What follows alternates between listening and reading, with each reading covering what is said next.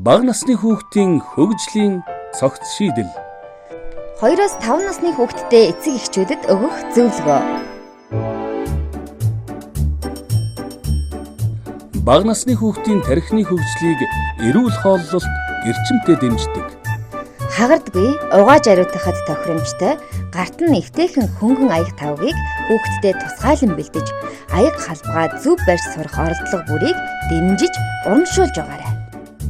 2-5 настай хүүхдүүд их идэж чаддгүй учраас хоолыг багаар аягалж өгөөд эдэж дууссаны дараа нэмээрэй.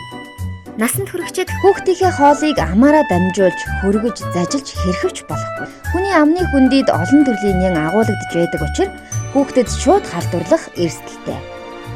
2-5 насны хүүхдийг хоногт 3-5 цагийн зайтай 4-6 удаа хооллоно.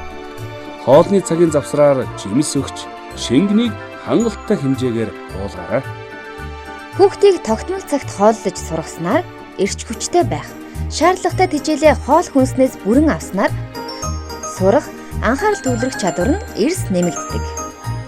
Бага насны хүүхдийн тархины хөгжлийг эрүүл хооллолт эрчимтэй дэмждэг.